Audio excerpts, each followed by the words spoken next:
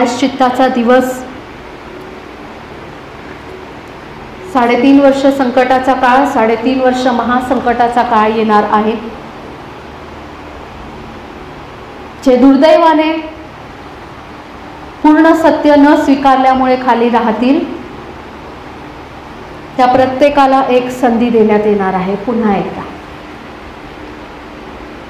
आपला प्रभू महान आहे, तो प्रीती करतो आणि तो नेहमी आपल्याला दुसरी संधी देत असतो.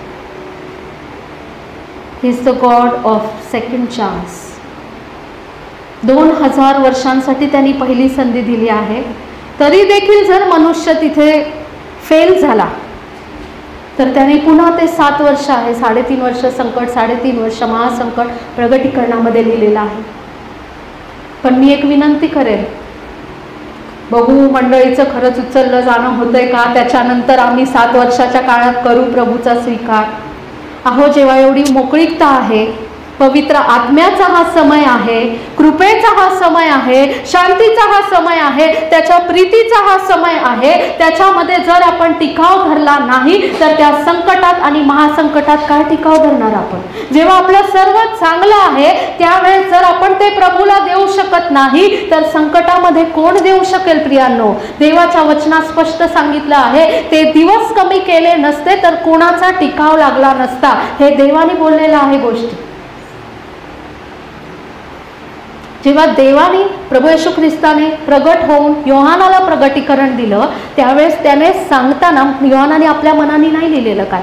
जर प्रभूने त्या काळाला संकटाचा आणि महासंकटाचा काळ म्हटला आहे, सृष्टीचा निर्माण करता परमेश्वर ज्या गोष्टीला संकट आणि महासंकट म्हणतो, मनुष्यासाठी ते किती भयंकर असेल याचा विचार करा. म्हणून वाट पाहू नका, मी त्यावेळेस करेल. आणि काय जर त्याच्या अगोदरच श्वास काढून घेण्यात आला तर मग मात्र संधी गेली.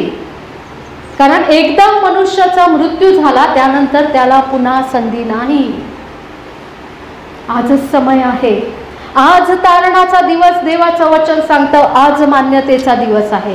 आजच आपली अंतःकरण परमेश्वरासमोर फाडण्याचा, आपले हृदय जे आहे ते परमेश्वराला समर्पण करण्याचा दिवस आहे. आज त्याच्या सामर्थ्याने भरण्याचा दिवस आहे. आजच त्याचं सत्य स्वीकारण्याचा दिवस आहे. आजच त्या पवित्र आत्म्याच्या सामर्थ्याने भरण्याचा दिवस आहे. आजच देवा माझं जीवन तुझ्या उपयोगासाठी येऊ दे हे म्हणण्याचा दिवस आहे. प्रियांनो, संधीची वाट पाहू नका. आपल्याला देण्यात आलेला, आपल्याला मिळालेला, आपल्याला प्राप्त झालेला प्रत्येक श्वास ही देवापासूनची एक संधी आहे. विचार करा, एका दिवसात किती संधी मिळतात, आयुष्यात किती संधी मिळाल्या. प्रत्येक श्वास एक संधी आहे. प्रियांनो, वाट पाहू नका, मुहूर्त पाहू नका, आजची गोष्ट उद्यावरती ढकलू नका.